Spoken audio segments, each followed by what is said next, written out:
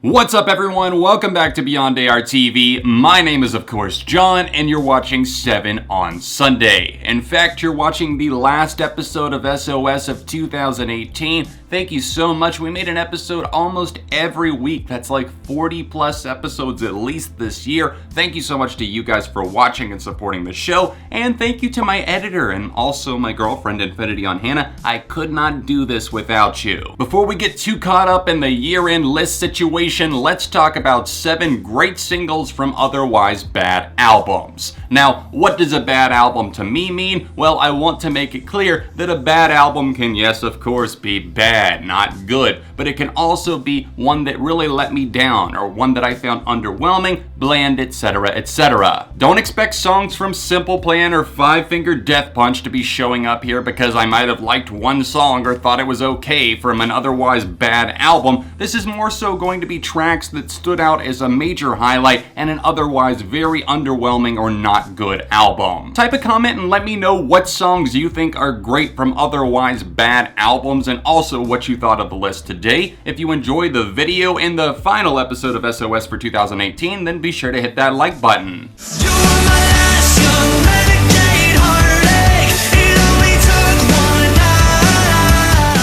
You know those records that you just feel so torn and divided on because you want to like it, it's from a band that you absolutely love, maybe even one of your favorites, but then you hear the first song and you're like, okay, that was just so not good or so meh or so bad? Well, that was me with Dirty Laundry, the lead single from Last Young Renegade by All Time Low. It's first up on the list today because I found the album very tame and underwhelming, especially knowing what All Time Low are capable of. I love every member of the band. The drums, the bass, the guitar are normally fascinating, and so is Alex Gaskarth's voice, but here I just find it to be so predictable and very pop influenced. That's not always a bad thing, but the change was kind of drastic from Future Hearts to Last Young Renegade, but fortunately we did get the one standout great single, the title track Last Young Renegade. This is such a fun, crusading song. It's an anthem of sorts. You are my last young renegade. It's something that you can just sing along to, belt it out in the car with friends, but then you move into the rest of the album and it's like everything got undercooked. You needed to leave it in the microwave or the oven for a little bit longer, but they just simply didn't do that. I feel like that definitely reflected in terms of their first week sales, having a huge drop off from 84,000 or so first week with Future Hearts, all the way down to around 30K just 2 years later.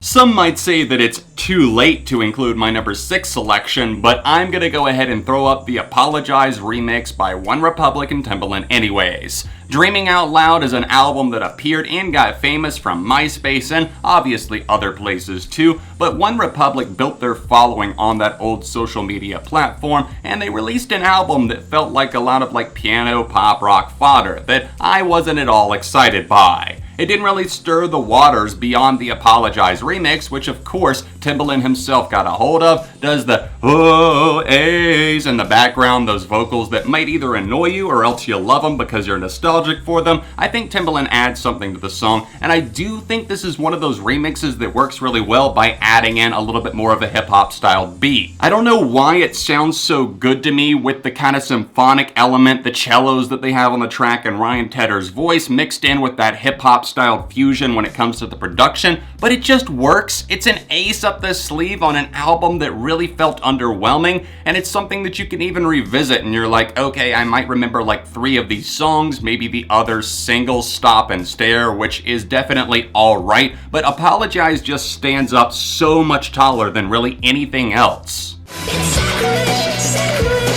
sacrilege, say. It's sacrilege, sacrilege, sacrilege, say. Number 5, Sacrilege by Yeah Yeah Yeahs. The Yeah Yeah Yeahs have had an interesting trajectory to their career. I always thought that they would be a little bit more consistent, but especially in the past decade, they really haven't been. They've dropped albums in 2009 and again in 2013, Mosquito, the one that we're talking about today, and we haven't seen much from them since then. That's quite unfortunate because I love their debut album Fever to Tell, even Show Your Bones that came out in '06 with great songs like Gold Lion, but I really felt disappointed by, other than Sacrilege, their most recent effort, Mosquito. That was 2013, and while there's a couple of okay tracks and ones that I feel are solid enough like Area 52, I really felt like Sacrilege was so unique and so vivid with the way that it mixed almost a gospel-styled vocal with this minimalistic guitar line, and obviously something that just felt like it grew more and more. It's like somebody just slowly starting to take over a city and invade. It has that dark feeling to it, and it brings in the intensity of religion and other topics into a great and fascinating track that I have played countless times. The album, even as I come back to it now, still disappoints me, but Sacrilege is pure flames. I don't know why I cry, but I think it's 'cause I remember for the first time since I hated you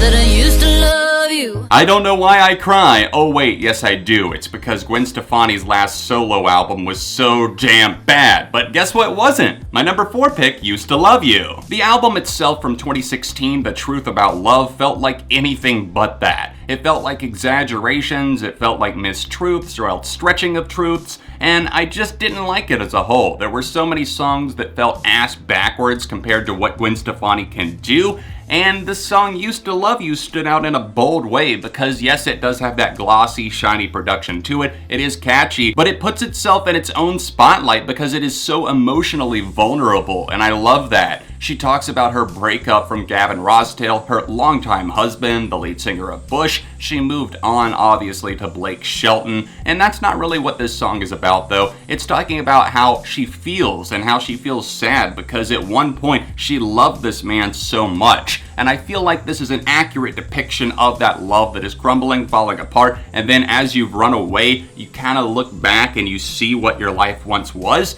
and honestly, I commend her for it. But the rest of the album, I cannot say the same thing for.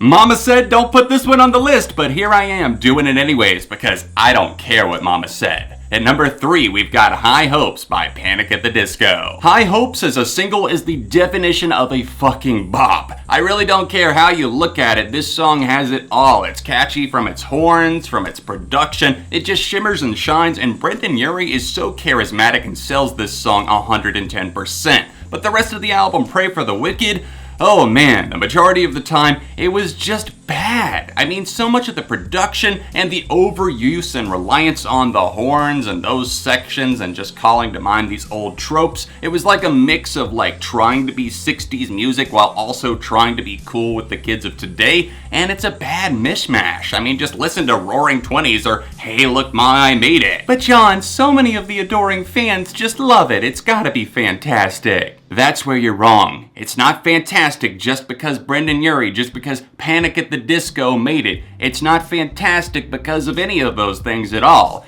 It's just one of those albums that floated itself out there. And even from a total objective point of view where I had never heard another Panic at the Disco release, I still don't feel like I would really like it. I know that they're obviously capable of a lot more, but just as an album, I look at it and judge it that way, and with time, going back and hearing these songs occasionally, it still isn't really moving me in any way, and the majority of the time I'm kind of annoyed, but High Hopes, that comes on, and all hell breaks loose, all limits are off, and here I am just dancing the night away.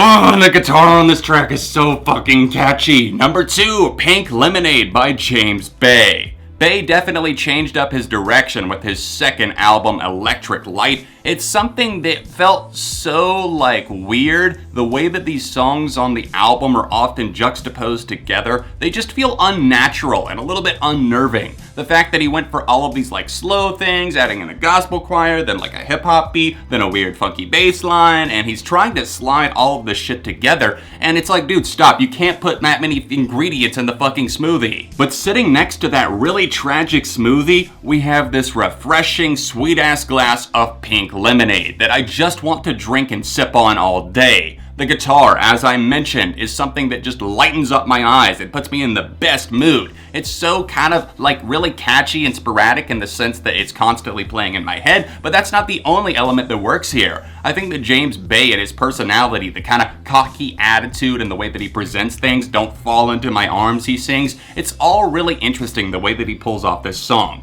It's longer, it definitely takes influence from older music, and it's one of the best damn songs of the year. But Electric Light? No. Never trust the hoe, won't trust the hoe, won't trust me. She wants to touch me, woo, she wants to love me, woo. Hi there, my name is John. Do you want to know what my most played album of 2009 probably was? Well, it's right here. It's 303 with their album Want. Oh man, did I love this thing, and oh man, have my tastes changed. My God, please put me out of my misery. How did I like this thing? Look at all these tracks that are on here. Holler Till You Pass Out. Oh God, punk bitch. All of these tracks, I look at this CD and I want to get rid of it. And I almost did. I tried to trade it into a local record shop, and no joke, this was one of the ones, like one of two, that they just didn't take. Oh boy, we had some fond memories together, didn't we? We would throw this logo up when we went to the 303 concert. Yes, indeed I did. I got a t-shirt still sitting in my closet that hasn't been touched in the longest time. And Don't Trust Me is the one song from this album that I can still realistically come back to, and I do feel attachment and nostalgia for. This was a slow shift over time. I gradually fell like less and less like in love with the record. I was like, okay, there's still a few good songs, and now I'm like, there's really not, and there was really no excuse for this. It's kind of like Hollywood Undead's swan songs for me. While I still know those songs by heart, just like I know the ones on Want, there's really not but a couple that I can come back to and not completely cringe at. Don't Trust Me though? That takes me back to a better time in life. Like late 2008, all of 2009, this song was tearing up the charts and me and my friends were singing it everywhere. I had the Shutter Shades, I had the fan music video for it. We did it all because Don't Trust Me was that song. It was that hit. And looking back, like I said, I can clear the fog from the lenses and see that maybe objectively it's not the best song in the world, but I still love this one. I still love Don't Trust Me because I'm a vegetarian and I'm not fucking scared of him. Thus concludes 7 on Sunday for 2018. Thank you guys so much for tuning in. Thank you for watching, liking, supporting, subscribing, everything like that. I hope you enjoyed today's episode, 7 great singles from otherwise bad albums. Let me know what you thought of my selections and what else you would add to the list. Don't forget to drop a like while you're here and also subscribe to the channel because we're like right around 100K. Yay! We're now moving into year-end list territory, so please help support the channel and everything that we're working on right now at the top link down below, or else the annotation on the corner. That'll take you over to my Patreon page where you can donate monthly. If you'd like to see last week's episode of SOS, then tap right here, or tap here for another recent video on the channel. Other than that, socials in the description, and I'll see you soon for more on Beyond AR TV.